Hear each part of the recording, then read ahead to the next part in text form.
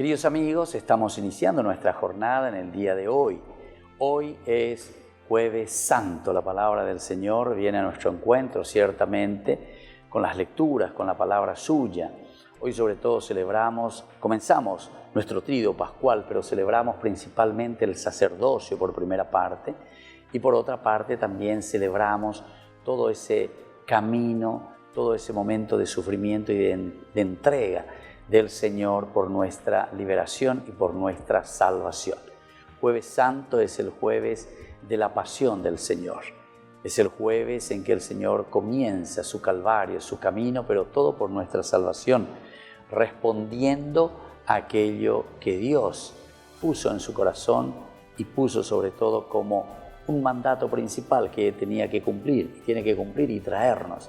Él no se resiste, sino que tiene que cumplir escuchando también la voluntad de Dios, que se haga en mí según tu palabra, había dicho María.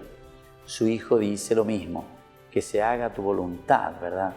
Ante ese deseo casi de correr del Getsemaní. Aparta de mí este cáliz, Señor, pero que no se haga lo que yo quiero, sino que se cumpla tu voluntad en mi vida.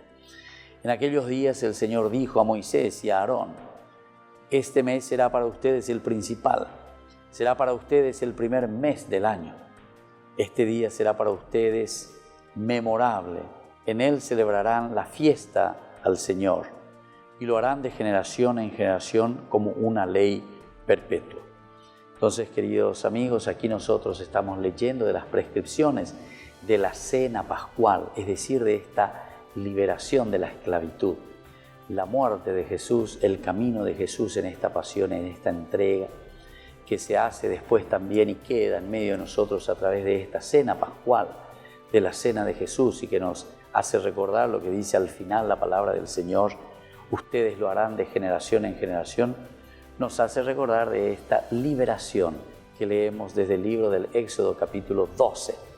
Nos hace entender que este es el camino de salvación, nos hace entender que esta es la cena pascual, nos hace entender que este es el único camino que el Señor nos ofrece para que nosotros vivamos como comunidad, vivamos sobre todo como auténticos cristianos que hacen su camino y que acompañan a Jesús en su pasión, en su muerte, pero sobre todo desde ese silencio del sábado que nos lleva a la resurrección. Que la bendición de Dios descienda sobre ustedes, el Padre y el Hijo y el Espíritu Santo. Amén.